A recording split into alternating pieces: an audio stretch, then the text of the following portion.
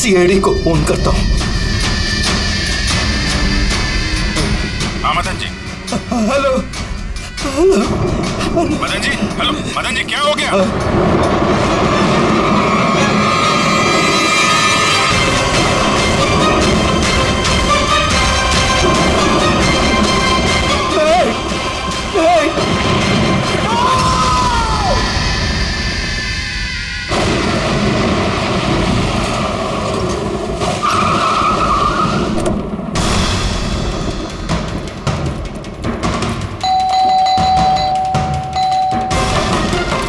मदन जी,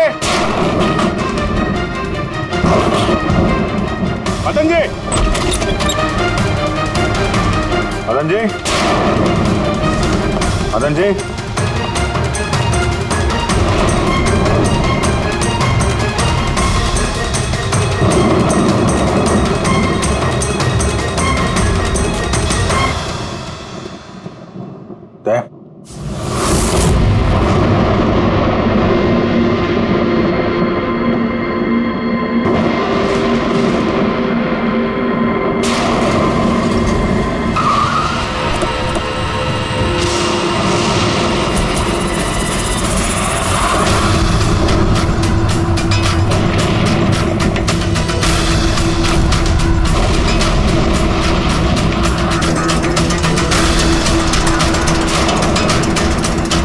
मदन जी, कौन है? कौन है? कौन है?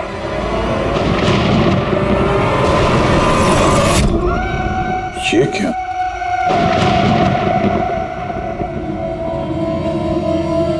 पुतला?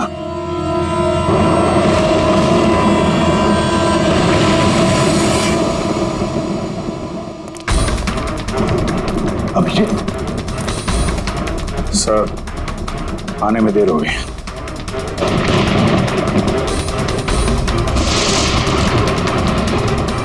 माय गॉड,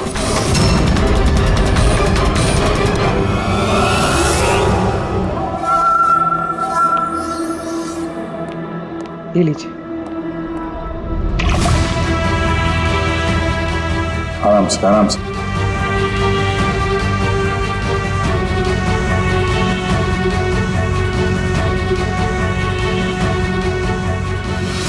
मदन जी, आप ठीक तो है ना? क्यों? क्या हुआ आपको? कोई है? हाँ? मेरी जान लेना चाहता है। कौन? हर वक्त मेरे आसपास ही रहते हैं, मुझे कभी अकेला नहीं छोड़ते। शायद इस वक्त भी मुझे देख रहे, सुन रहे। देखिए मदन जी, घबराइए मत, आपको कुछ नहीं होगा, हम लोग हैं ना। मदन जी, आप किसकी बात कर रहे हैं? कौन कौन आपके पीछे पड़ा हुआ है? पुतले कठपुतली है। कठपुतली है? हाँ, नहीं मतलब वो टाइप की नहीं, मतलब जो बेजान हो, किसी के इशारे पे नाचे। ये कठपुतलियाँ बातें करती, मदन जी, बोलती, खुद चलती फिरती।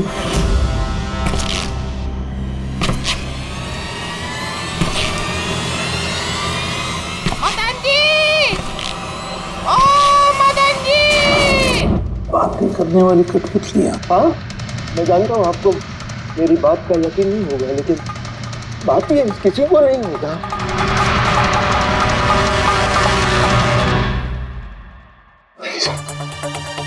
आपने से कठपुतलियों के बारे में सुना है? नहीं। जानते हैं कुछ दिन पहले मेरे साथ क्या हुआ था? उस दिन मेरा बर्थडे था, घर की बेल बजी, मुझे लगा मेरे दोस्त मुझे मिलने आए हैं।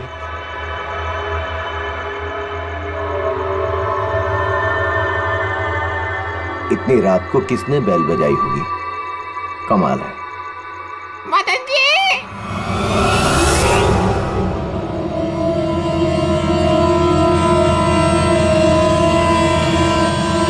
कौन?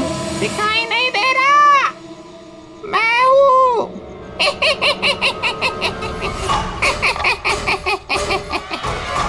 मैं ही हूँ। इतना हैरान होने की जरूरत नहीं।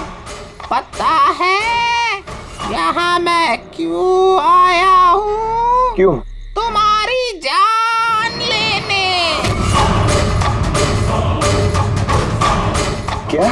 हाँ, तुझे जान से मारने। रवि, कविता, जल्दी यहाँ आओ। क्या हुआ भाई साहब? ये पुतला, ये इसने मुझे कहा कि ये मेरी जान ले लेगा। क्या? हाँ भाई साहब, ये बेजान पुतला है। हाँ, वही तो ये आपकी जान कैसे लेगा? भाई साहब, आप हमारे साथ मजाक कर रहे हैं क्या? हाँ, नहीं, कैसी बात कर रहे हो तुम रवि? है, मैं ऐसा बेहुदा मजाक क्यों करूंगा तुम लोग, और वो भी आज के दिन? अरे मैंने खुद सुना, इसने मुझे कहा कि वो जान ले लेगा। एक मिनट, मैं देखता हूँ। संभाल ला रवि। ये शांत।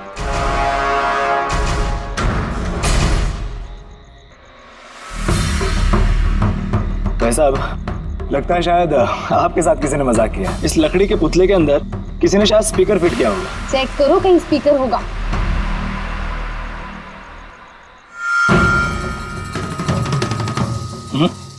नहीं, इसमें तो कुछ भी नहीं है। अब कहाँ है वो पुतला? कैसे होगा? मैं उसी टाइम उसे तोड़ मोड़ के जला के खत्म कर दी। धमकी दी थी मुझे, उसे मैं कैसे ऐसे छोड़ देता? क्या आपने वाकई देखा था? हाँ, मैं मदन जी, हो सकता है आपको कोई सपना अपना आया। वही अकेला देखा मैं, और एक बार नहीं, ऐसा मेरे साथ थोड़े दिन बाद भी। मुझे लगता है कि मदन जी को मारने का सबसे अच्छा तरीका ये है कि उनके सीने में चाकू घोंप दिया जाए। उससे तो पूरा फर्श खून से गंदा हो जाएगा।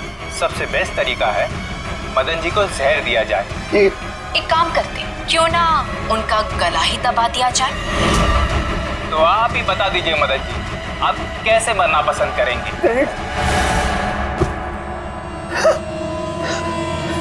मदन जी,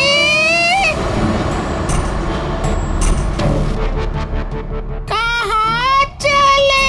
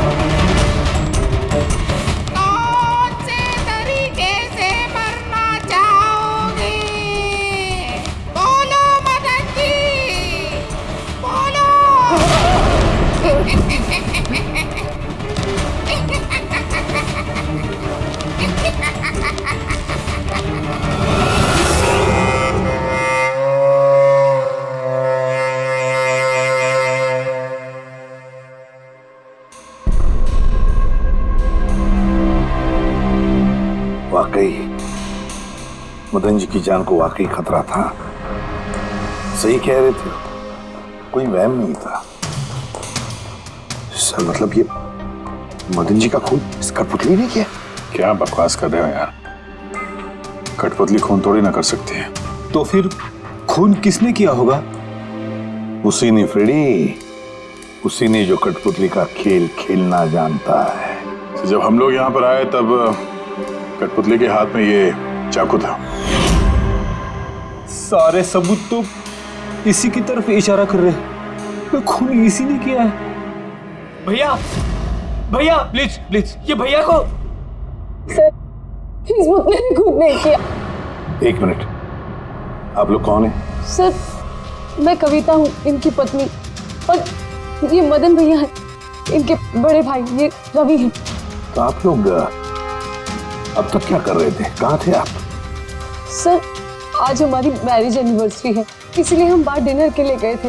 हमने मदन भैया को भी कहा था साथ में आने के लिए, लेकिन उन्होंने मना कर दिया। और ये सब आप कह रही थी कि मदन जी का खून इस पुतले ने नहीं किया? हाँ सर, इस पुतले ने खून नहीं किया। आप जानती है खूनी को? मुझे पूरा यकीन है, इनका खून शार्दुल ने किया है। वो इनसे बदला लेना चाहता था। ये शार्दुल है कौन? किस बात का बदला लेना चाहता था? शार्दुल एक पेंटाकोलिस्ट और वॉइस ओवर आर्टिस्ट था। मदन भैया और रवि के बड़े भैया अंकुश भैया के बचपन का दोस्त। अंकुश भैया को शार्दुल से बचपन से ही बहुत लगाव था। जब उन्होंने देखा कि शार्दुल जिंदगी में कितनी ठोकरें खा रहा है, तो 5 साल पहले उन्होंने अपना घर शार्दुल को दे दिया ताकि वो वहां से अपना थिएटर ग्रुप चला सके। हालांकि वो लोग कभी अंकुश भैया को किराए के पैसे नहीं दे पाए, मगर अंकुश भैया को इस बात से कभी कोई तकलीफ नहीं हुई, क्योंकि वो जानते थे कि इस कला में इतने पैसे नहीं हैं। शार्दुल और उनके स्टूडेंट्स अंकुश भैया के घर से ही अपनी पेंटाकोलिस्ट की प्रैक्टिस किया करते थे। कठपुतलियों से बातें करवाने की इस कला का घंटों बैठकर रियाज किया करते थे। तो एक चीज तुम लोग अच्छे से समझ जाओ, वेंट्रिलोक्विज्म की कला आसान नहीं है, लेकिन ये इतना भी मुश्किल नहीं है। इस कला को करने की तकनीक इसके नाम में छिपी है। वेंट्रिलोक्विज्म एक लैटिन शब्द है जिसमें वेंटर का मतलब पेट और लोक्वी मतलब बोलना, और वेंट्रिलोक्विज्म मतलब पेट से बोलना। जैसे हेलो गौरव, कैसे हो तुम? फिर एक दिन अंकुश भैया गुजर गए और सब कुछ बदल गया।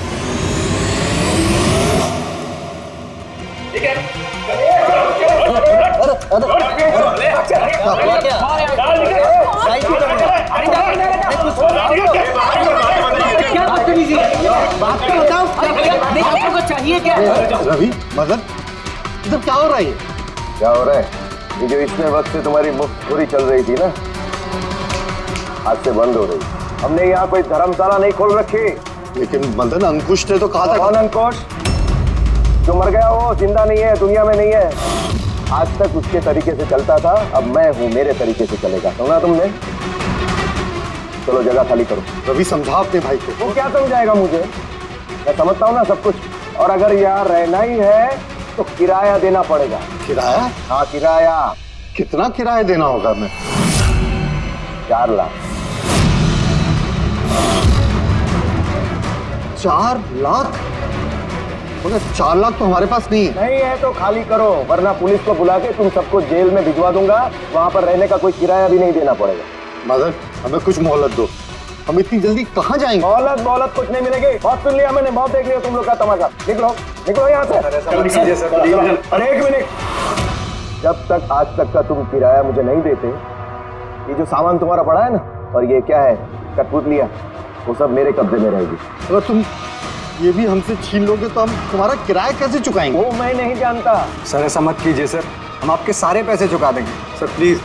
सर आपको ये सब बेजान कठपुतलियां लगती हैं, मगर हमारी जिंदगी बसी है इन सब में। ए भाई ट्रेजेडी किंग, ये सब तुम्हारा मेलोड्रामा है ना, मेरे अंकुश भाई के पास चलता है, मेरे सामने नहीं।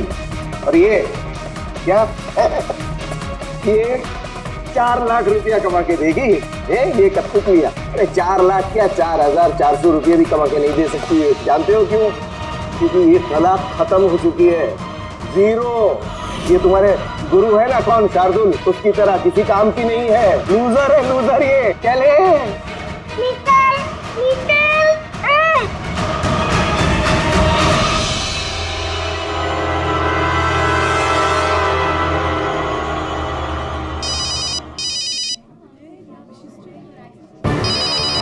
ये भी ना। कौन है भैया? और कौन? शार्दुल। बार बार मुझे इस तरह फोन करके धमकियां देता है। मैं देखता हूँ। मैं आ रहा हूँ तुझे मारने। अब तेरी जिंदगी कुछ ही दिन की मेहमान है। हेलो भैया, मेरे ख्याल से हमें पुलिस के पास जाना चाहिए। पुलिस डिपार्टमेंट में मैं किसी को जानता हूँ, शायद वो हमारी मदद करे। हाँ भैया, मुझे बिल्कुल भी उम्मीद नहीं थी कि शार्दुल इतना सनकी निकलेगा। हमें पुलिस के पास जाना चाहिए। कोई फायदा नहीं, ये शार्दुल अपने मोबाइल से फोन नहीं कर रहा, कोई लैंडलाइन नंबर से कर रहा। Landline number? मैं पता लगाता हूँ ये नंबर कहाँ का है। क्या? ये क्या बोल रहे हो तुम? हाँ सही बोल रहा हूँ, ये नंबर इस हॉस्पिटल के मॉर्ग रूम का है। शार्दुल मुझे मॉर्ग रूम से धमकी भरे फोन क्यों करेगा? इस नंबर से इन लोगों को धमकी भरा कॉल आ रहा है। कल रात को भी आया, आज सुबह भी, लगातार 3 दिनों से आ रहा है। कौन कर रहा है ये कॉल? सर, इस फोन से किसी को भी फोन करने की इजाजत नहीं है। मैं सारा दिन यहीं पे रहता हूँ, इस फोन से किसी ने भी कोई कॉल नहीं किया। तो फिर तुमने किया होगा फोन? साहब, मैं क्यों फोन करूंगा? मैं तो आप लोगों को जानता भी नहीं हूँ। हाँ तो हो सकता है तुमने शार्दुल के कहने पे किया हो। क्या नाम दिया आपने? शार्दुल। शार्दुल? ये है शार्दुल, जानते हो इसे? ये आप लोगों को कैसे कॉल कर सकता है? क्यों नहीं कर सकता कॉल?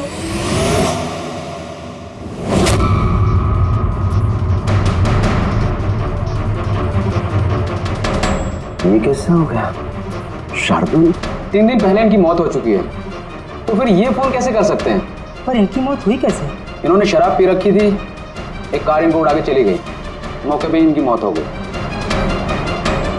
अगर ये यहाँ मरा पड़ा है तो मुझे धमकी भरे फोन कौन करता था?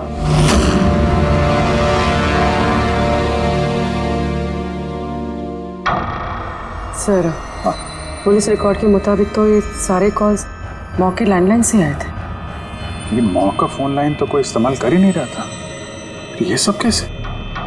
पूर्वी, अच्छी तरह से चेक करो, देखो चक्कर क्या है, मामला गड़बड़ है। सर, इन्हें कुछ पता नहीं चलेगा। आप ऐसा क्यों कह रही हैं? क्योंकि सीआईडी जिंदा इंसानों को पकड़ सकती है, आत्माओं को नहीं। और मैं जानती हूँ ये सब शार्दुल की आत्मा ने किया है। देखिए, आत्मा जैसी कोई चीज नहीं होती है। पढ़ी लिखी होने के बाद भी आप ऐसी बातें कर रही हैं। आप भी तो पढ़े लिखे, आप ही बताइए ना, एक लाश मॉर्ग से फोन कैसे कर सकती है? कैसे मदन भैया से वो कठपुतलियां बात कर सकती है? सर, आपको ये सब नॉर्मल लग रहा है? आप लोगों ने भी ऐसा कुछ अनुभव किया जैसे मदन जी ने किया था?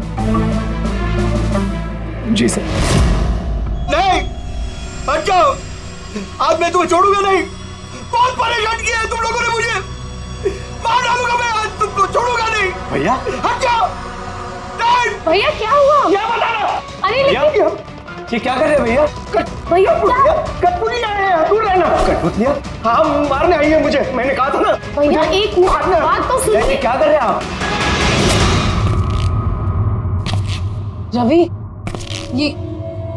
ये आवाज ऊपर से आ रही है। हाँ, लेकिन ऊपर तो कुछ भी नहीं है, बस स्टोर रूम है और एक बंद पड़ा हुआ कमरा है। Store room? हाँ, उस स्टोर रूम में तो मैंने सारी कठपुतलियां बड़े से बक्से में ताला लगा के बंद करके रखी है। कठपुतलियां? क्या वो सारी बाहर आ गई? कैसे? क्या?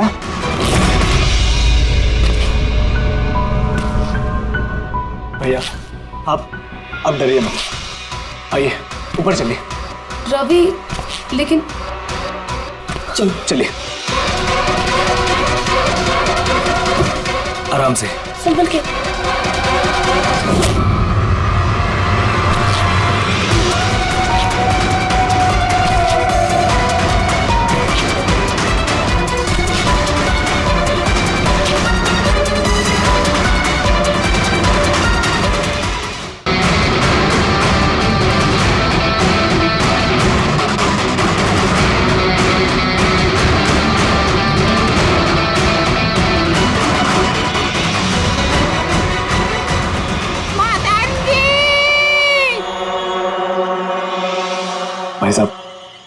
आवाज इस कमरे से आ रही है।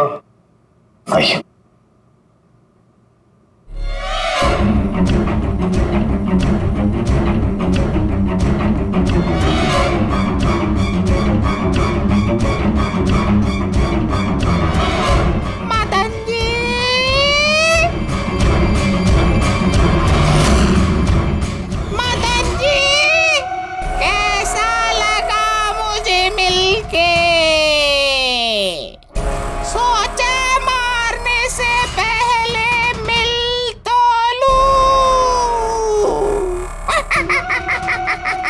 मैंने कहा था बातें करते हैं। सर, मदन भाई साहब ने सभी कठपुतलियों को बक्से में बंद करके रखा था, लेकिन पता नहीं ये कठपुतलियां कहां से बाहर आ रही हैं।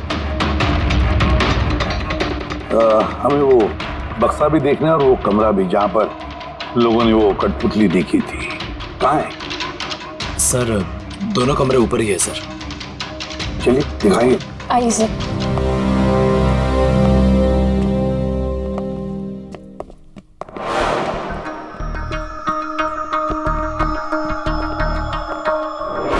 सर, पैरों की आवाज हमने कॉरिडोर में सुनी थी और वो पुतला हमने यहाँ इस जगह पर देखा था सर।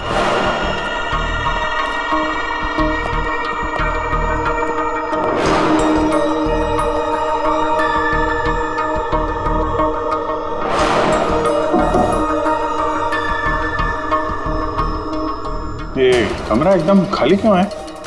सर, मैंने सोचा था कि यहाँ पर ट्रेडमिल और बाइसिकल रखूंगा और थोड़ी एक्सरसाइज करूंगा, पर कभी टाइम ही नहीं मिला।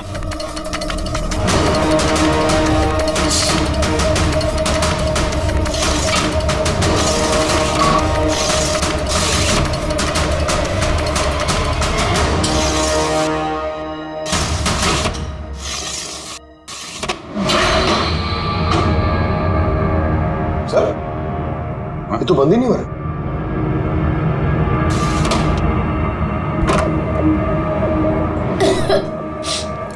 आइए सर। सर, यही वो पेटियां हैं जिनमें कठपुतलियां बंद थी। इसे लाइट ऑन करना। जी।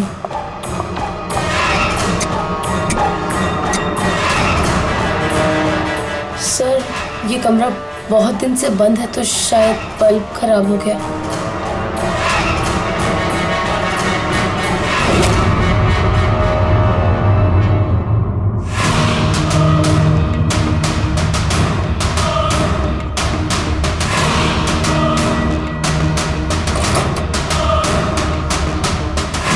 सर, सारे पेटियों पे ताला लगा है।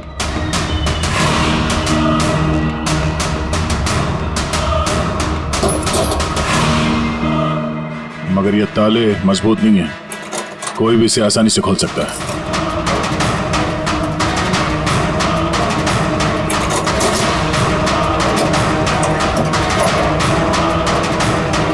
इतने सारे पुतले,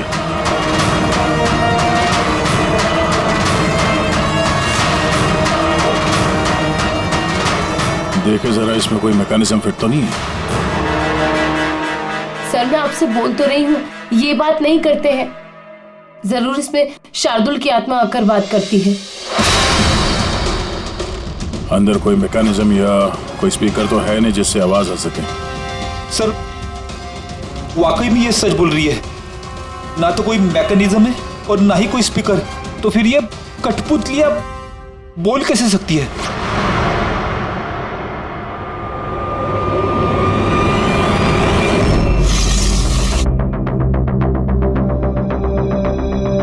लॉक खराब है? लॉक खराब है सर। यहाँ से तो कोई भी आसानी से अंदर आ सकता है। सीढ़ी वीढ़ी लगाए या बाइक वाइक लगाए तो भी आसानी से ऊपर आ सकता है। और जो भी कोई आसानी से इस कमरे में आ सकता है वो बक्से में बंद पड़े कठपुतलियों को उठाकर बाहर ले जाकर कहीं भी रख सकता है, जैसे यहाँ रखा था तुम लोगों को डराने के लिए। सर, मतलब कोई आत्मा नहीं है? अरे छोड़ो, आत्मा कभी होती ही नहीं है। ये तो वही हो सकता है जिस घर का चप्पा चप्पा जानता है, चप्पा चप्पा जानता है। और तो और कठपुतलियों के बारे में भी अच्छी मालूमात रखता है। और ये हो सकते हैं शार्दुल के स्टूडेंट्स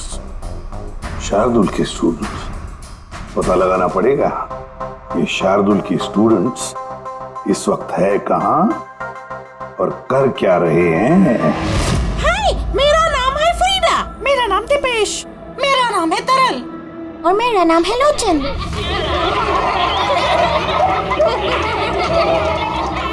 आज मैं आप सबको एक बहुत ही अच्छी कहानी सुनाने वाली हूँ। नहीं, हमेशा तुम्हें क्यों सुनाओगी कहानी? अरे, तो इसमें अर्जी क्या है? हाँ, फ्रीडा, तुम्हें हमेशा सबसे अच्छा रोल चाहिए होता है। हाँ दीपेश, तुमने बिल्कुल सही कहा। मेहनत हम करते हैं और फेमस तुम होती हो। तुम्हारी कठपुतली का भी यही कहना है। सर, समझ में नहीं आ रहा सर, ये कठपुतली बात कैसे करी? अरे पंकज, एक कला है आवाज बदलने की कला। इसे कहते हैं वेंट्रिकुलिज्म। बिल्कुल, बात तो यही लोग कर रहे हैं, लेकिन लगता है कि ये आवाज कठपुतली के मुंह से निकल रही है। मगर सर, ये लोग कहाँ बात कर रहे हैं? देखिए ना, इनके तो मुंह भी नहीं चल रहे। देखो, मैं कह रहा हूँ मैं सबसे बेस्ट हूँ। यही तो कला है पंकज, बिना मुंह खोले इतनी साफ आवाज में बात करना। आवाज यहाँ पेट से निकलती है। वो आत्मा भी इसी कला की पैदाइश थी। उन पुतलों ने इसी कला के जरिए मदन जी से बात की थी और वो न्यूज रीडर्स ने भी। मगर सर, ये लोग तो कठपुतलियों को ऐसे हाथ से हिला रहे हैं सर। हाँ, तो ऐसे तो होता है प्रत्येक शो में।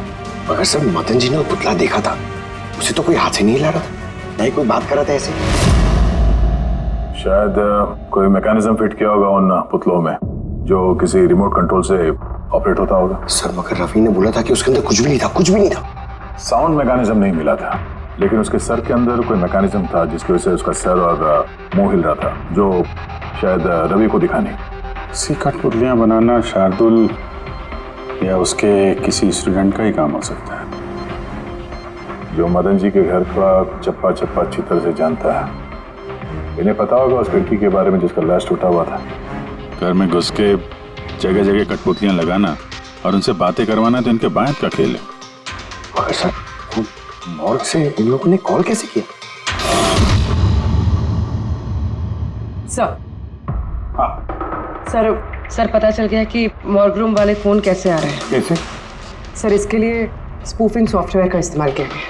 Spoofing software? ये क्या होता है? सर, अभी बताती हूँ।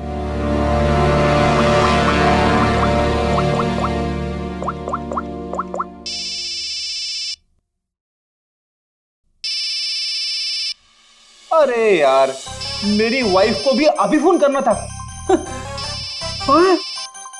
सर, मैं बिजली का बिल भरना फिर से भूल गया हूँ। शायद बिजली कट गई होगी। डांटने के लिए मुझे फोन किया होगा। फोन उठाऊं क्या? ले लो, जाओ जल्दी बात करो। हेलो, हाँ, मैं घर आने से पहले बिजली का बिल भर दूंगा। क्या फ्रेडी सर, इस बार बिजली कट ही जाएगी। अरे पूर्वी, तुमने फोन किया? मगर ये तो मेरी वाइफ का फोन नंबर है। पूर्वी, ये कैसे किया? सर, ये तो स्पूफिंग सॉफ्टवेयर का कमाल है। फोन कहीं से भी करो, नंबर वही दिखाओ जो आप चाहते हो। ये सॉफ्टवेयर तुम्हें मिला कहाँ से? सर, साइबर यूनिट से लिया है। सर, इसकी मदद से सिर्फ नंबर ही नहीं बल्कि इंसान अपनी लोकेशन भी गलत बता सकता है। अरे बाप रे सर, ये तो बड़ा खतरनाक सॉफ्टवेयर है। हाँ, खूनी ने मॉर्ग का नंबर इसलिए चुना ताकि हमें लगे कि ये सारा चक्कर शार्दुल की आत्मा का है। शार्दुल की आत्मा का। अच्छा बच्चों, आप लोगों को मिलके बहुत मजा आया। अगली बार फिर मिलेंगे। बाय। संभाल के बच्चे, संभाल के। Bye bye bye. जी कहिए, क्या मैं आपकी मदद कर सकता हूँ? जी हाँ, आप लोग मदद नहीं करेंगे तो और कौन करेगा? दरअसल हम ये जानना चाहते हैं कि मदन जी को डराने का प्लान आप में से किसका था? हम लोग कुछ समझे नहीं। अच्छा, तुम लोग भी नहीं समझे? हाँ? नहीं सर। अभी नहीं समझा? मैं निर्दोष हूँ। बहुत हंसी आ रही है। हाँ, एक आदमी की जान चली गई, तुम सबको बहुत हंसी आ रही है। जान? किसकी जान? मदन जी की। खून हुआ है उनका सीआईडी से हम लोग। सीआईडी? जी हाँ, सीआईडी। और हमारे शक के दायरे में हो तुम सब।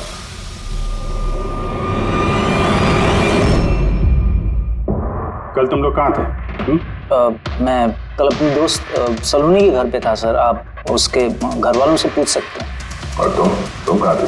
सर हम, मेरा मतलब लोचन और मैं एक शो के लिए गए थे पुणे। आज सुबह ही लौटे हैं हम। पुणे? कैसे गए थे पुणे? रेडियो कैब से। आई हैव द इंफॉर्मेशन, आप चेक कर सकते हो। ये लीजिए। क्या हुआ? बहुत पसीने छूट रहे हैं तुमको? हाँ? तुम कहाँ थे कल रात? सर वो मैं बताता हूँ। तुम कल रात मदन के घर में थे या नहीं? हाँ मैं वहाँ, लेकिन मैंने किसी को नहीं मारा। क्या करने गया था फिर वहाँ? हाँ? सर हम तो बस मदन को सबक सिखाना चाहते थे। जो कुछ उसने शार्दुल सर के साथ किया वो बहुत गलत किया। और हाँ, आज अगर शार्दुल सर हमारे बीच नहीं है तो वो सिर्फ एक इंसान के कारण, वो है मदन। उनके कारण ही उन्होंने दारू पीना चालू किया और वक्त से पहले गुजर गए। तो तुम लोगों ने सोचा खून के बदले खून? नहीं सर, हम बस डराना चाहते थे। गौरव का प्लान था ये। हाँ सर, गौरव ने कल रात मुझे फोन करके बुलाया था, तकरीबन 11:30-12 बजे के आसपास। लेकिन मैं थोड़ा लेट हो गया और 12:30 बजे पहुंचा।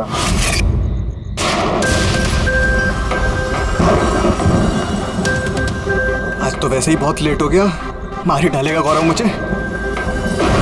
चला गया शायद अंदर, इससे इशारा कैसे करूं?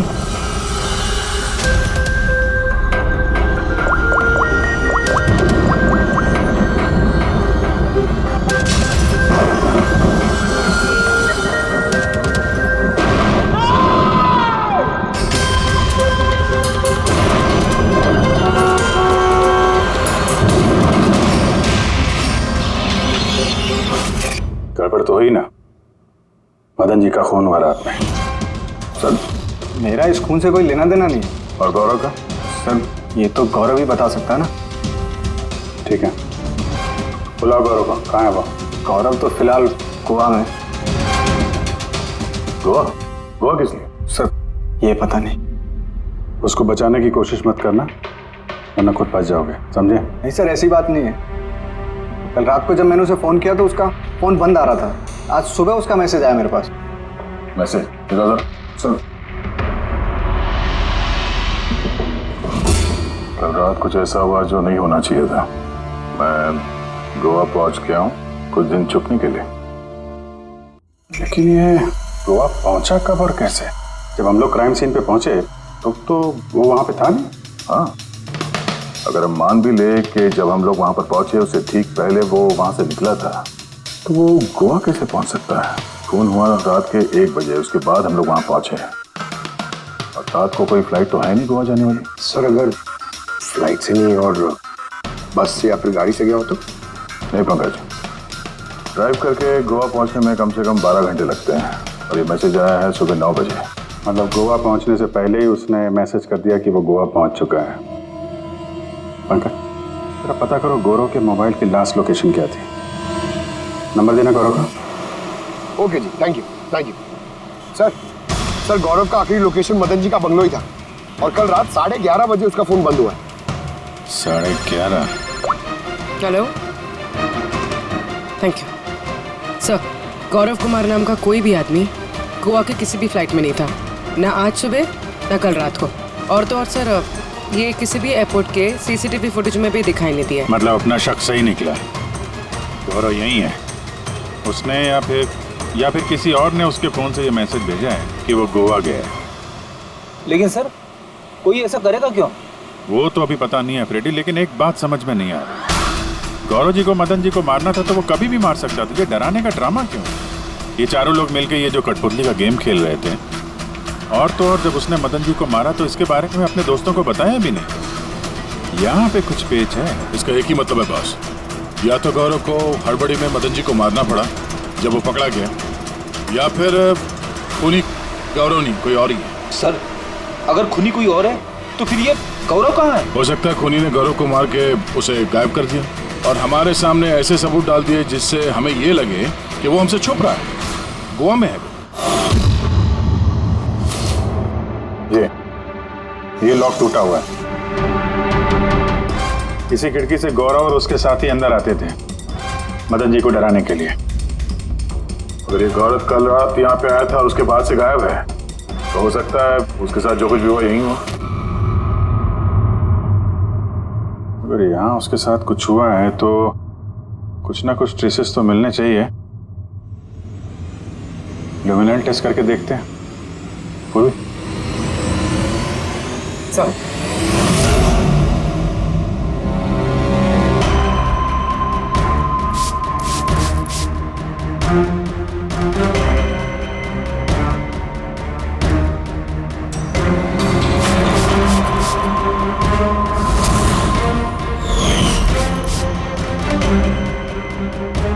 आपका शक सही था, यहाँ पर तो खून है। तो इस दरवाजे से जैसे ही बाहर निकला होगा किसी ने हमला किया उस पर। सर इस तरफ तो कोई निशान नहीं है।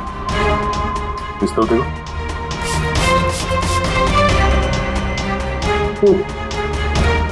आगे देखो।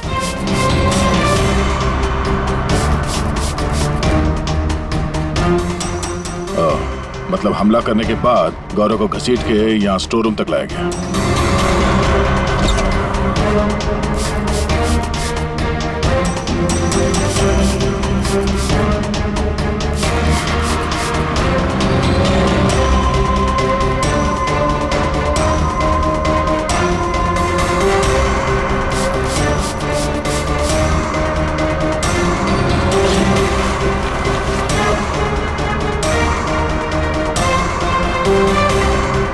सर खून की बूंदें तो यहाँ तक है, मतलब गौरव को यहीं पर। और हम लोग यहाँ पर आए और हमें पता भी नहीं चला। और अब यहाँ से गायब। लगता है अब बॉडी को ठिकाने लगा रहे होंगे इस घर के लोग।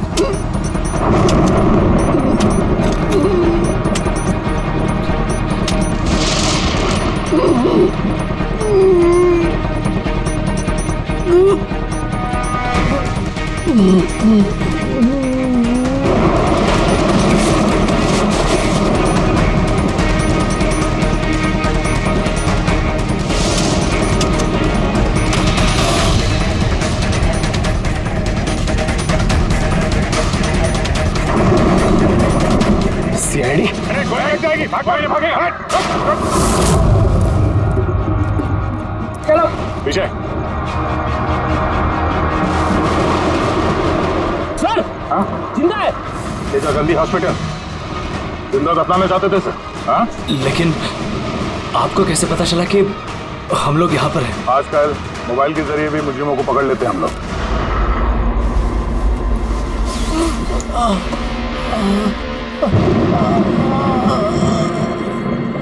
चल लेके जाओ जल्दी। आजा।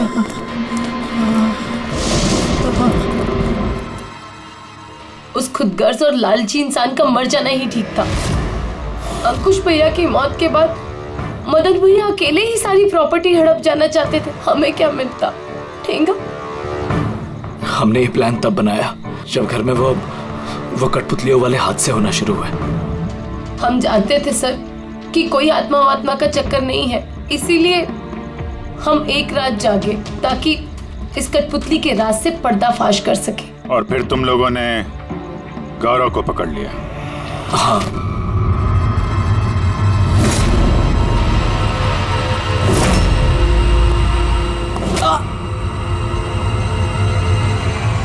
गौरव से सारा सच उगलवाने के बाद हमने सोचा कि उनके इस कठपुतलियों वाले खेल का फायदा उठाकर हम मदन भैया को मार सकते हैं। इसलिए गौरव पर हमला करके उसे बक्से में छुपा दिया और फिर मदन जी का खून करके हमें गुमराह करने की कोशिश की। ये दिखाना चाह के खून पुतले ने किया है। हाँ? हमें मालूम था कि सीआईडी कभी भी आत्मा की कहानी और कठपुतलियों के खेल पर विश्वास नहीं करेगी और आपका सीधा शक जाएगा शार्दुल के स्टूडेंट्स पर, खास करके गौरव।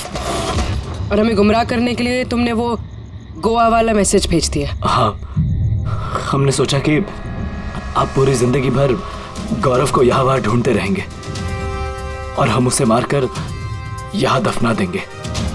पैसों के चक्कर में तुमने अपने भाई की जान ले ली। क्या करोगे इन पैसों का? अब ये पैसे ना तो तुम्हें जेल की सलाखों के पीछे जाने से बचा सकते हैं और ना शायद फांसी के फंदे से।